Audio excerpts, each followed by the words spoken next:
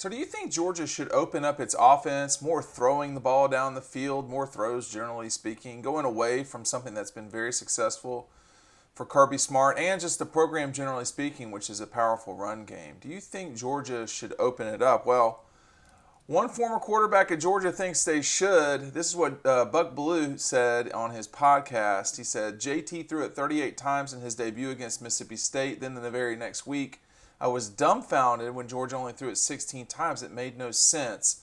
The smart move is to open up this offense and start throwing it 35, 40 times a game. Well, we could be seeing that coming. And if you look at the offensive production from Georgia the last few games of the season, and you look at all the guys coming back, this could be a very wide open offense for the Dogs coming into the 2021 season. Dean Legge from Dog Post, looking forward to seeing y'all over on the website. I think we are going to see the offense open up, and the question is, how will that affect Georgia and its chances to win the SEC East Conference and beyond? When I look over this way, I'm looking at the roster that I have broken down by player and so forth. But when you just look at all the guys they've got lined up in this season coming back, I mean, a lot of people text me sometimes, or just a question generally speaking over on the website dogpost.com. Is this the best receiver bunch Georgia's ever had? It could be. You got George Pickens as sort of the headliner, but Kyrus Jackson is a very steady player. Dominic Blaylock, extremely steady as well. Jermaine Burton, Smith. There are some real players at receiver on this team. And, it's not like they're bad at running back, but, their best players might be, as a group, might be the receivers and the quarterback. I say that, and then I think about how good the running backs could be at Georgia. But the thing about it is that Georgia's running backs, particularly James Cook and McIntosh, they can participate in the passing game. I mean, they did. You look at Kenny McIntosh's play at the end of the Peach Bowl. I mean, that won them the game. So what Buck's talking about here is and then he can speak for himself. My interpretation of it is he wants them to open up and get into more of a modern college football passing game. And if this Georgia team can be effective opening it up, the run game is going to be hard to deal with. Now, you could see some changes on the offensive line in the way that Georgia is going to move forward versus what they had with Sam Pittman. This is going to be year 2 under Matt Luke. But I don't think there's much doubt that this is as good an offensive explosive unit at receiver as Georgia's had in its history, just as a unit.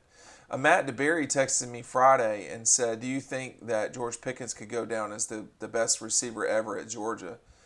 He would have to jump up in production. He would have to make some plays that he's not yet made, which is saying something, because you've got guys like Hines Ward, who's a really good receiver at Georgia with Mike Bobo throwing him the ball, or Terrence Edwards was extremely good, and you also had A.J. Green. So, and then, lest we forget Hastings, Hunter, guys like that, Juan Daniels. I mean, they had some really good receivers in the past, but as a group combined, I just think the sport has changed so much. We just didn't see receivers like this collectively in the 90s. I mean, Florida's receivers in the 90s were good, but the receivers of today are just on a different level. And, you could really see this group at Georgia take over as the best receiving group in the country. I don't think that's out of the question. I don't know that individually any of them are the best in the country. Maybe George. But as a group, I'm not sure who's better. You look at Alabama, Clemson, those two teams have been very good at receiver through the last half decade. And, there's some real transition there for both those teams, not just at quarterback, but at receiver.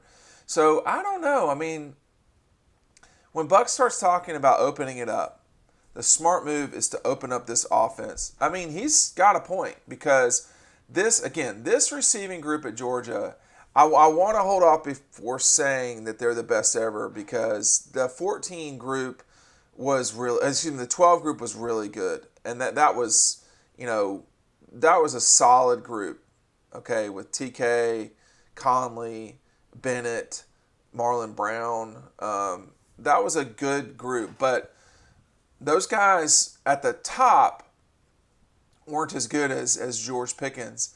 I think this group is deeper too. Just Jackson, Pickens, and Blaylock would be pretty deadly. But Jackson, Pickens, Blaylock, and Burton, that's quite a group. Washington coming in as well doesn't hurt. So I am curious to see how open this offense becomes or is in spring ball at G Day, April 17th. This is something we talk about over on Dog Post a lot. Is stuff like this. Is how good can this receiving group be?